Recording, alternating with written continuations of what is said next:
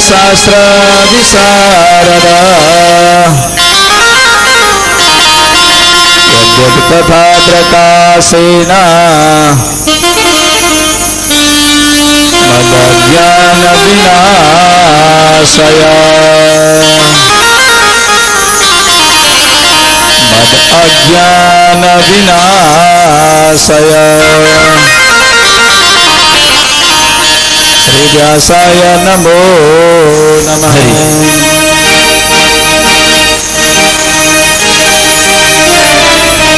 कृष्ण कन्हैयालाल को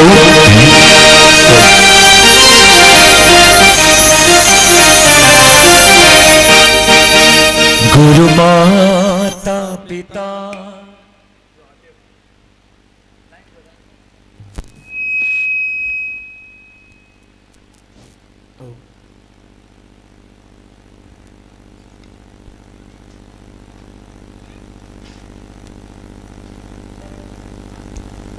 बस्नु होला हजुरहरु सबैजना बस्नु होला। अब सबै बसिदिनु ल। गुरु माता पिता गुरु बन्धु सखा तिम्रो चरणमा स्वामी मेरो कोटि प्रणाम।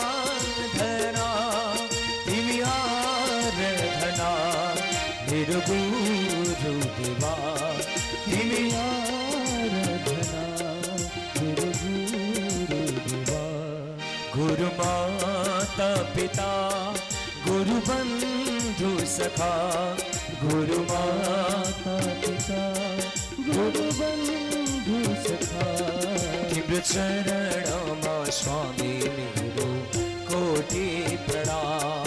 तिम्रो चरणमा स्वामी मेरो कोटि प्रणाम।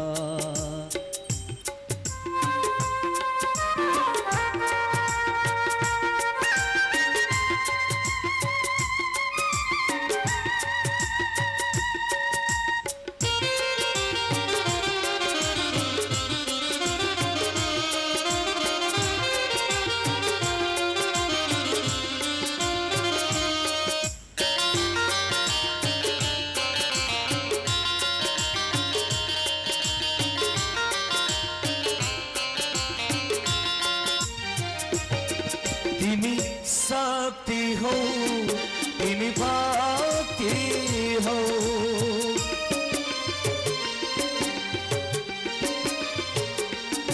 तिमी शक्ति हो तिमी भक्ति हो तिमी मुक्ति हो मेरो गुरु देवा तिमी मुक्ति हो मेरो गुरु देवा।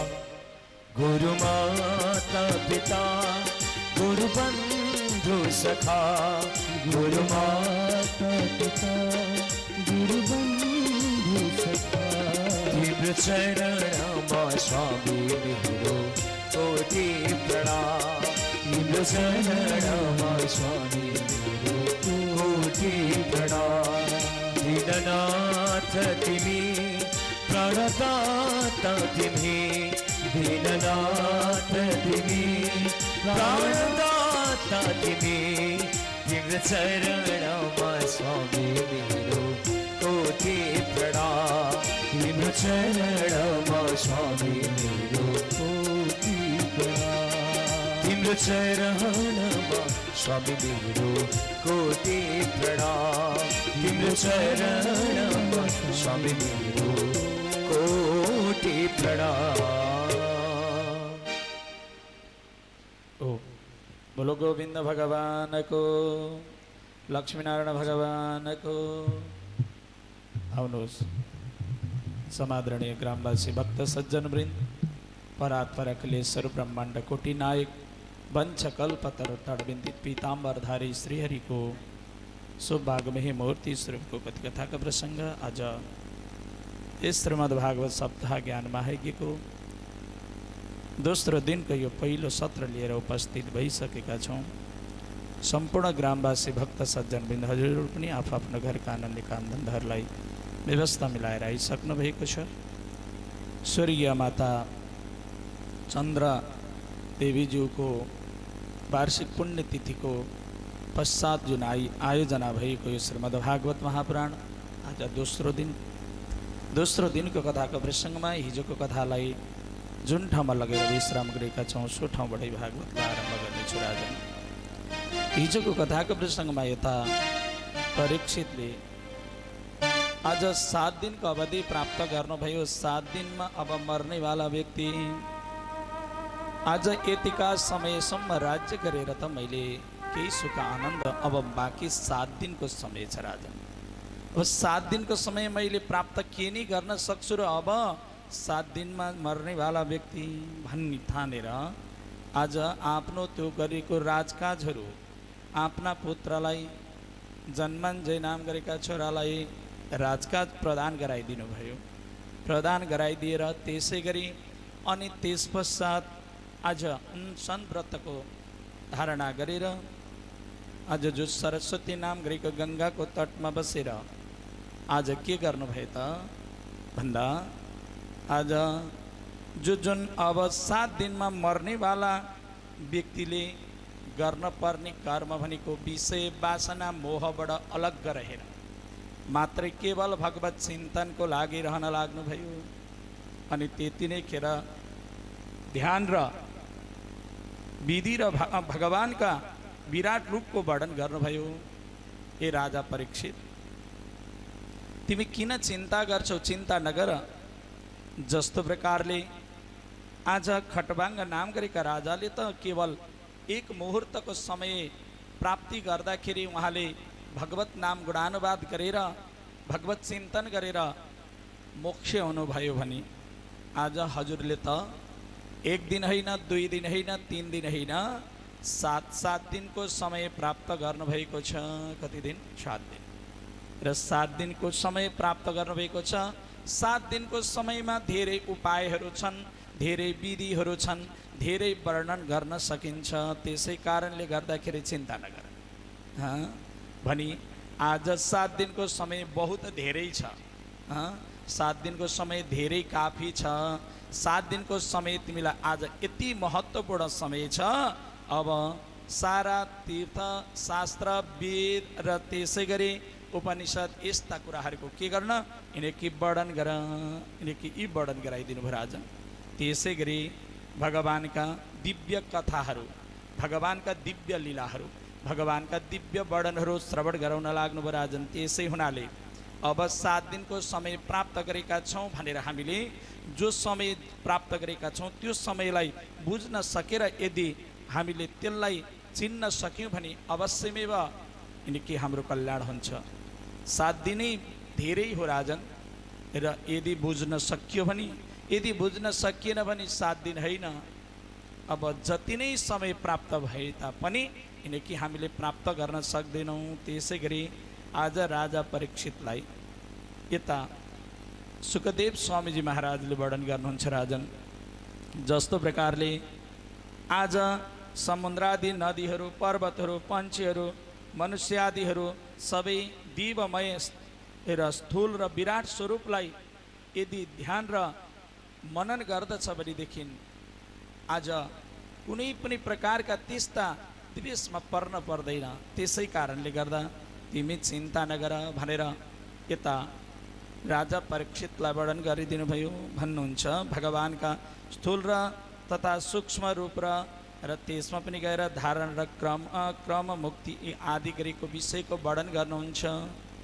जस्तो प्रकारले भन्नुहुन्छ राजन, आज स्वर्गमा पनि दुर्लभ चिज हो यो, के त मोक्ष प्राप्ति र सुख प्राप्तिका निमित्त विषयलाई त्याग गरेर, जो सुख आनन्द भौतिक यी कुराहरूलाई परित्याग गरेर मात्रै केवल भगवत चिन्तनको लागि जो समर्पित हुन्छ, यो सबै कुरा देखिएका कुराहरू मिथ्या हुन्, सत्य केवल भगवत हो, भगवत चिन्तन हो र भगवत कथा हो र अरू सबै मिथ्या हुन् भन्ने भावलाई जसले बुझेर कर्म गर्दछ, जस्तो प्रकारले बस्नको लागि शयन गर्नको लागि पृथ्वी छ र भोजन गर्नको लागि आज अञ्जली छ, जो कि हात पाएका छौँ भोजन ग्रहण गर्नको लागि, जो शयन गर्नको लागि पृथ्वी छ, पान गर्नको लागि जल छ, कन्दमूल फलाहारहरू ग्रहण छ राजन। भनेदेखि आज जति प्राप्त गरेका छौँ, सङ्ग्रह गरेका छौँ, त्यो सङ्ग्रह गरेको कुरा चाहिँ केवल आफ्नो प्रयोजन र जो कि आफूलाई काम लाग्ने मात्रै प्रयोजन गरेर अरू जति पनि प्राप्त भएका हुन् यी भनेको केवल के हो त मिथ्या हो भन्ने ठानेर, जसले भगवान प्रति समर्पित भएर जो वैराग्यपना प्राप्त गर्न सक्दछ, वैराग्य धारणा गर्न सक्दछ र हरिभजन गर्नाले संसारबाट पार हुन सक्दछ राजन, त्यो भन्दा बाहेक अरू विकल्प केही छैन। राजा परीक्षित यता यस्ता कुराहरूको वर्णन गर्नुभयो राजन हो, जो कि हरि नाम र भगवत नाम चिन्तन भन्दा बाहेक अरू कुरो केही पनि सत्य छैन। सत्य त केवल एक छ, भगवत नाम संकीर्तन र अरू देखिएका कुराहरू भनेको असत्य छ, मिथ्या छ राजन। अहिले देखे अहिले देखिन्न, भरे देखे भोलि देखिन्न र भरे भन्ने प्राप्ति नै हुँदैन, अहिले पछि एकछिनको समय नै प्राप्ति हुन्न। जो समय छ त्यो चाहिँ सत्य हो, जो आएको हो त्यो नै केवल सत् प्रभाव ठानेर यदि कर्म गर्यो भने अवश्यमेव के हुनेछ त त्यो फल प्राप्त गर्न सक्नेछौँ र संसारबाट पार हुन सक्ने यस्तो उपाय एउटा यो उपाय छ हरिनाम संकीर्तन। र अन्तिम समयमा जति प्रकारका जस्ता जस्ता प्राप्ति भए पनि र धन यी आदि यिनकी फल प्राप्त भए पनि अन्तिम समयको भनेको केवल भगवत चिन्तन हो, भगवत नाम नै हो र भगवानका नाम नै सबैभन्दा प्रिय हुन् राजन। भगवत नाम के हो त सबैभन्दा महत्त्वपूर्ण हो। त्यसै कारणले गर्दाखेरि आज हामीले भगवत नामलाई नै के बुझ्नु पर्यो त जान्नु पर्यो भनेर वर्णन गर्नुभयो। र त्यसै गरी यता राजा परीक्षितलाई अन्तिम समयमा जस्तै हरिको कीर्तन श्रवण र स्मरण नै सबैभन्दा महत्त्वपूर्ण हो। 7 दिनको समयमा यति कर्म गर्न सक्यो भने केवल हाम्रो यो जीवन के हुन्छ सार्थक हुन्छ हैन। आज 2 दिन त गयो, अब बाँकी 5 दिन छ राजन हैन। राजा परीक्षित त 7 दिनको समय लिएर आए, 7 दिनको समयमा मुक्ति हुने उपाय हैन राजन। अब हामी पनि 7 दिन, हामी पनि 7 दिनबाट 8 दिन त हामी पनि रहँदैनौँ, किनकि राजा परीक्षित भनेको तपाईँ हामी हौ। अहिले बसेर कथा श्रवण गरिरहेका छौँ र यो पृथ्वी स्थलमा जन्म लिएर आएका छौँ केही समयको लागि हैन, 7 दिनको लागि हो। आइतबार, सोमबार, मङ्गलबार, बुधबार, बिहिबार, शुक्रबार, शनिबार, यही 7 दिनको समयलाई मै संसार छोडेर जान्छु राजन। तपाईँ हामी कोही पनि 7 दिनबाट 8 दिन रहँदैन र यो 7 दिनको समय भनेको त्यस्तो महत्त्वपूर्ण समय हो र त्यो 7 दिनको समयलाई चाहिँ यदि बुझ्न सक्यो भनेदेखि यो 84 लाखको भुमरीमा 84 लाखको प्रभावमा पर्न पर्दैन। त्यसै कारणले गर्दा अन्तिम समयको प्रभाव भनेको हरिनाम कीर्तन र हरिको कीर्तन र श्रवण र स्मरण, श्रवण र सत्सङ्ग आदि गरेका कुराहरू श्रवण गर्नु र साधु सन्तहरूको वाणीहरू श्रवण गर्नु र राम्रा राम्रा नीतिका कुराहरू श्रवण गर्नु र अनि त्यसमा पनि गएर स्मरण र हामीले राम्रा कुराहरूको स्मरण गर्नु र यी गर्नाले केवल मोक्ष प्राप्त गर्ने एउटा यो उपाय र यस्ता विधि छन् भनेर वर्णन गराइदिनु भयो राजन। हामी पनि आज 7 दिनको समय प्राप्त गरेर आएका छौँ, त्यही 7 दिनको समयमा हामी पनि जानेछौँ र आज हामीलाई 7 दिनको यस्तो महत्त्वपूर्ण समय प्राप्त भएको छ। अहिले हामीले त्यो समय प्राप्त गरेका छौँ, अरू समय फेरि पछि आउला नआउला थाहा छैन, तर अहिले आएको समयलाई हामीले ख्याल गरेर विचार गरेर के गर्नु त यदेखि पालना गर्नु राजन भनेर सो वर्णन गर्नुभयो र अगाडिको प्रसङ्गमा वर्णन गर्नुहुन्छ। जस्तो प्रकारले भगवानले कामना अनुसार जस्तो प्रकारले अनुसार देवताहरूको उपासना र यसै गरी भगवत गतिको प्रधान जस्तो प्रकारले हामीले जुन जुन कामनाको लागि जुन जुन उपासना गर्छौँ ती देवताको के गर्नु त व्रत र देवताहरूको उपासना गर्नु भनेर वर्णन गरिएको छ। जस्तो प्रकारले कामना अनुसारको देवताको उपासना गर्नु र जस्तै हामीले मानिलिनुहोस् भगवत भक्तिको प्राधान्य यी आदि गरेको वर्णन गर्नुहुन्छ। जस्तो प्रकारले हामीले आज कुनै पनि कर्महरू गर्दाखेरि शक्ति आदि हामीलाई विद्या आदिको प्रभावको लागि भनेर भोले बाबा देवादिदेव महादेवको र त्यसै गरी त्यसमा पनि गएर लक्ष्मी अटल सौभाग्य यदि आदिको प्रभावको लागि लक्ष्मीको जस्तो प्रकारले शक्ति र तेजको लागि हो भने भगवान सर्वेश्वर श्रीहरिको र यस्ता यस्ता अनुसारले केवल भगवानको कामना अनुसारको केवल देवताको पूजा गर्नु। जस्तै प्रकारले सुन्दरताले पूर्ण हुनको लागि भनेर अप्सराको व्रत गर्नु, बलले शक्तिशाली बलवानको लागि हनुमानजीको व्रत गर्नु, व्रतको आरम्भ गर्नु र त्यसमा पनि गएर जस्तो कामनाको लागि यदि हामीले कार्य गर्दछौँ र उनी देवताको आह्वान गर्नु राजन